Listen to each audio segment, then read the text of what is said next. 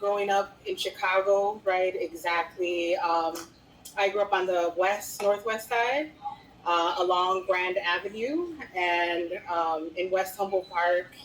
Um, Basically, I got to understand pretty early on in my life that you know there was a Latino community, right? And then just to the north, there were a bunch of Eastern European and white folks, a community, and then just to the south of us was an all African American or Black community, right? And that's how we grow up in Chicago. And often, right, these markers and these divides are really sudden.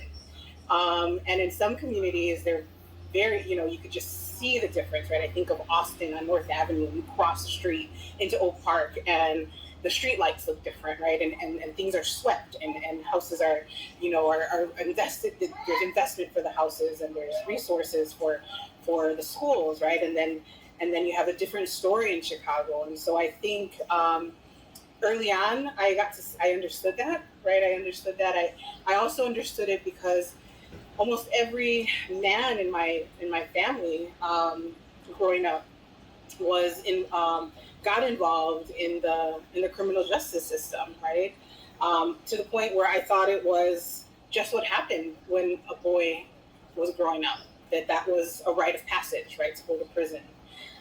In fact, it was rare for me to know a man who wasn't in prison. I was actually, like, oh, that person. Yeah, I didn't understand it because everyone around me was involved, and so my life was completely shaped by that, and the way that the women in my family survived that, and had to survive that. And I remember going on the bus, right, and going to get the food stamps and to apply. And so that the way that race and class and housing and schools really was impacted by the way that the city valued your humanity.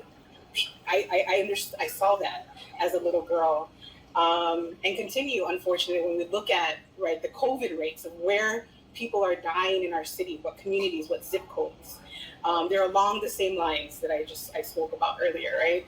And then you look at the flip side of where people are getting vaccinated and protected, right? And it's that exact opposite communities. And so this divide between white and Black and brown in Chicago is painful. And I am so looking forward to when we really, really do revolutionize that. And that wherever you are, you have the same chances for living in a good life in Chicago.